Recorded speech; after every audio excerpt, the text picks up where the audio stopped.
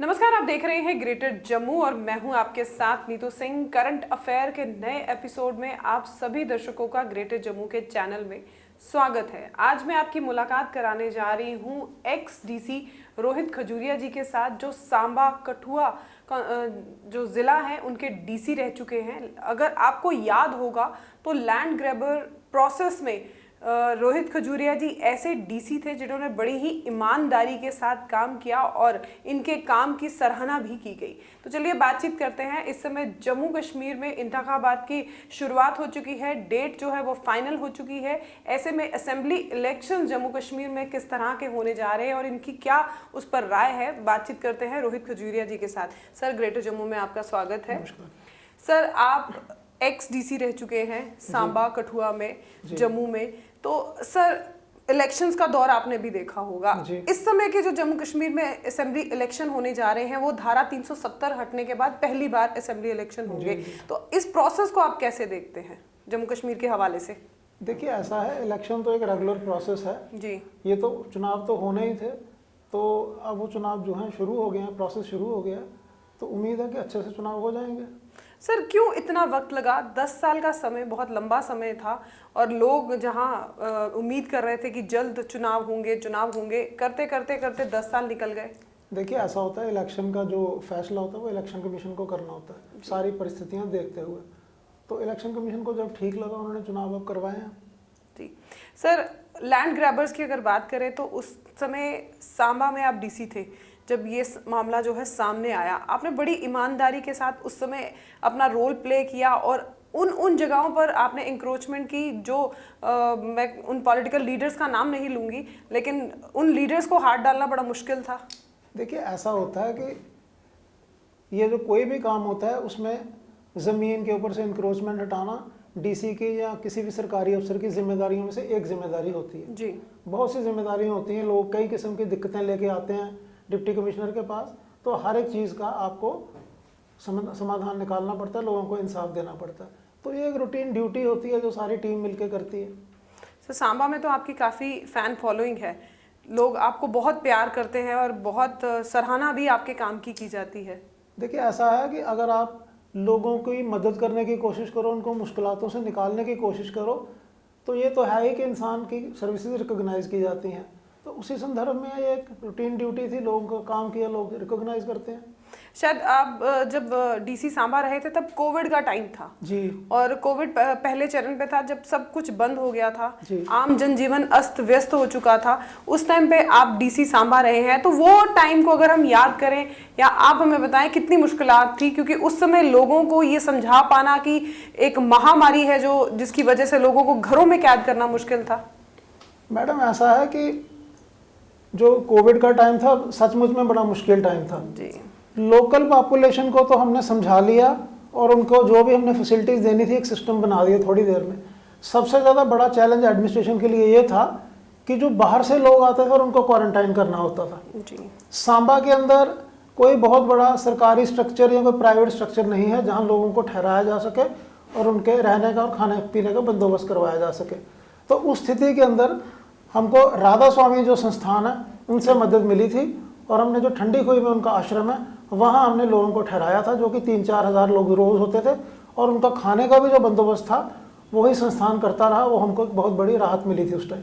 ठीक सर, जैसे कि मैंने पहले आपको कहा कि आप डीसी सांबा रह चुके हैं और वहाँ पर लोग आपको बहुत पसंद करते रहे हैं, तो कभी आपने सोचा नहीं, क्योंकि अब तो जम्मू कश्मीर में असेंबली इलेक्शन का दौर इस समय चल रहा है, आपने कभी सोचा नहीं किसी सांबा से चुनाव लड़ने का? देखिए, ऐसा होता है, चुनाव लड़ने के लिए आपको बहुत सी बातें सोचनी पड़ती हैं। आपको अपने रिसोर्सेज देखने पड़ते हैं जी। अपनी विचारधारा वाली कोई पार्टी देखनी पड़ती है। तो ये सारी चीज़ें मिला के आदमी चुनाव लड़ने का फैसला करता है। तो अगर उस किस्म की कोई संभावना दिखेगी तो सोचेंगे। अकेले चुनाव लड़ना, चाहे सपोर्ट पब्लिक का जितना मर्जी रहे, थोड़ा मुश्किल रहता है।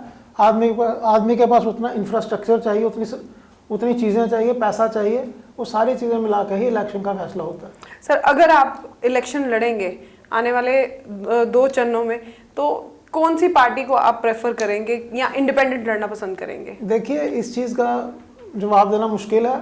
आदमी चुनाव उसी पार्टी से लड़ता है जिसके साथ आपकी विचारधारा मिलती हो और उसकी तरफ से आपको कोई ऑफर भी आए। तो ये सारी चीज़ें मिला के फैसला किया जाता है। सर इस समय जो है पहला चरण जो है उसकी नॉमिनेशन प्रक्रिया भी हो चुकी है। जी। अब 2 चरणों की प्रक्रिया, नॉमिनेशन की प्रक्रिया जो है और साथ ही साथ लिस्ट जो है वो आने वाली है। क्या लगता है कि जम्मू कश्मीर में कौन सी पार्टी जो है अपना परचम लहराएगी? मैडम ये जो है इस बात का या इस सवाल का जवाब बड़ा मुश्किल है। वो तो लोगों की सोच के ऊपर सब कुछ निर्भर होता है। लोग बड़े बड़े सरप्राइज दे देते हैं, तो वो जनमानस का जो है नब्ज़ वो चुनाव के बाद ही पता चलती है। नेशनल पार्टीज की अगर बात की जाए तो नेशनल पार्टी में इस समय जम्मू कश्मीर में बीजेपी और कांग्रेस है। बीजेपी का मानना है कि कांग्रेस का सुपड़ा जो है जम्मू कश्मीर से साफ हो जाएगा इस असेंबली इलेक्शन में, और वहीं कांग्रेस का ये मानना है कि बीजेपी को हर हाल में जम्मू कश्मीर से बाहर निकालना है। क्या लगता है रास्ते किनके सही हैं और किसको बाहर का रास्ता दिखाने पे कौन सी पार्टी मजबूर हो जाएगी?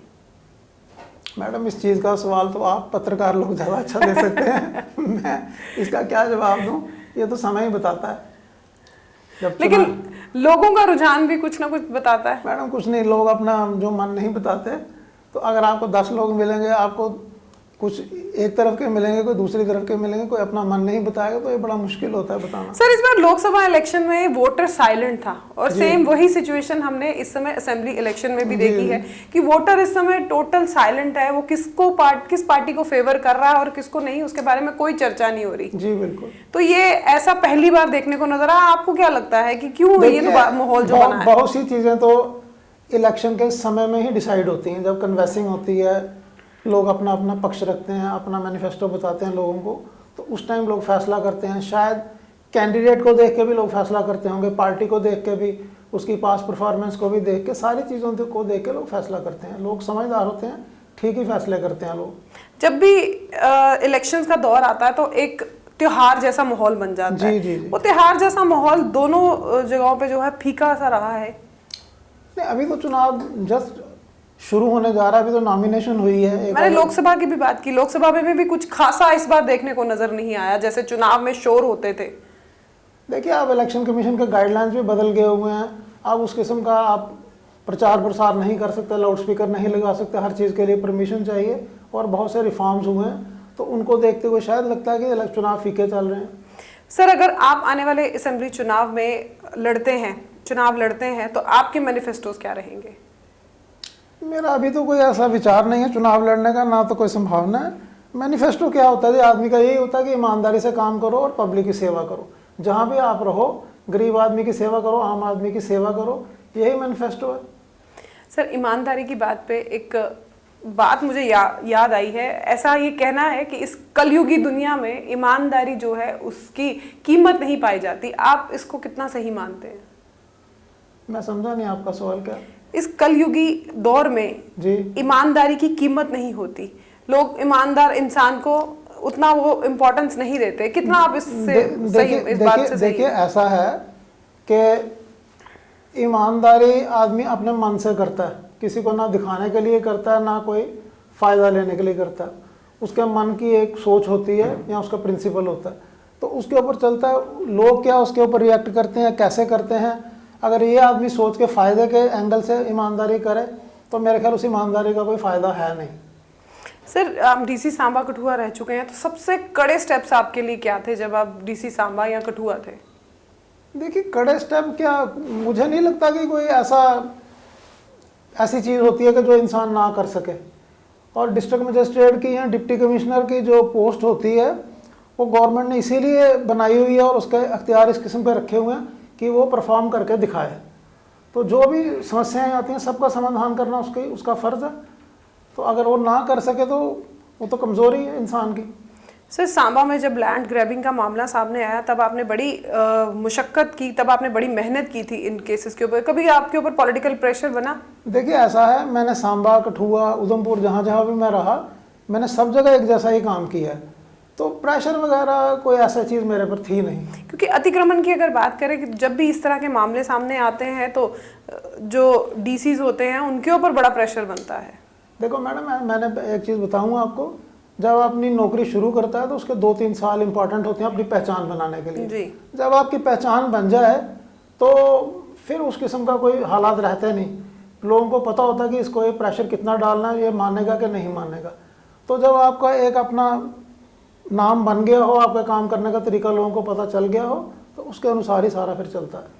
सर, इस समय आप रेड क्रॉस सोसाइटी में एज अ जनरल सेक्रेटरी हैं, तो किस तरह का आप वहाँ पर इस समय देख रहे हैं कि क्या उस रेड क्रॉस सोसाइटी में जो काम चल रहा है उसमें किस तरह से आप बारीकियां ढूंढते हैं? देखिए, रेड क्रॉस के जो है बड़ा लंबा चौड़ा उसका काम हो सकता है या होता है। तो उसके अंदर ये है कि आपने रेड क्रॉस की ट्रेनिंग देनी है, लोगों को फर्स्ट एड की ट्रेनिंग देनी है। कोई डिज़ास्टर हो जाए या कुछ हो जाए, कोई एक्सीडेंट हो जाए, तो वहाँ लोगों को कैसे हेल्प पहुँचानी है। दूसरा ये है कि ब्लड डोनेशन होता है। तीसरा होता है कि और किस्म की भी हम मदद करते हैं, कोई गरीब है, कोई इस किस्म का इंसान है। फिर हमारी डिस्पेंसरीज चलती हैं रेड क्रॉस की, वहाँ हम पेशेंट्स को देखते हैं, उनके टेस्ट करते हैं। तो इस किस्म के रेड क्रॉस के मोटे मोटे काम रहते हैं जी। और उसमें जो है कहीं डिस्ट्रिक्ट के अंदर एक्सीडेंट हो जाए तो डिप्टी कमिश्नर साहिबान जो होते हैं रेड क्रॉस के चेयरमैन होते हैं डिस्ट्रिक्ट के, तो वो उसको वहाँ अपनी टीम भेज के उनकी मदद करते हैं और उनको फाइनेंशियल हेल्प भी दी जाती है। जी सर, ग्रेटर जम्मू से बात करने के लिए शुक्रिया, धन्यवाद सर। तो ये थे हमारे साथ एक्स डीसी सांबा कठुआ रोहित खजूरिया जी, जिनसे हमने आज बातचीत की। असेंबली इलेक्शन को लेकर इनके क्या कुछ विचारधारा है उस पर भी हमारी आज इनके साथ बातचीत हुई है। आने वाले समय में इनका ये मानना है कि जिस तरह से माहौल चल रहा है, शायद ये भी इलेक्शन लड़ने का सोचे। और इनका मैनिफेस्टो है गरीबों की मदद करना, जिनको ज़रूरत है आपकी, उनके लिए हमेशा सदैव उनके साथ रहना। और अक्सर देखा जाता है बड़ी बड़ी पार्टीज की अगर हम बात करें तो मैनिफेस्टोस तो बहुत लेकर आती हैं, लेकिन धरातल पर वो मैनिफेस्टोस ढेर हो जाते हैं और उसका असर जो है आम जनता पर पड़ता है। लेकिन हमारे साथ रोहित शर्मा जी, जो एक्स डीसी सांबार कठुआ रह चुके हैं, उनसे हमने बातचीत की। उनका यही कहना है कि अगर मैंने इलेक्शन लड़ी तो मैं लोगों की मदद करने के लिए हमेशा जिस तरह से पहले आगे रहा हूं, आगे भी इसी तरह से काम करूंगा। क्या कुछ कहना चाहते हैं आप इस वीडियो के बारे में, इस इंटरव्यू के बारे में? कमेंट सेक्शन में अपनी राय जरूर रखिएगा। तब तक के लिए मुझे दीजिए इजाजत। कैमरामैन अजय जाड़ू के साथ मैं नीतू सिंह, ग्रेटर जम्मू के लिए धन्यवाद।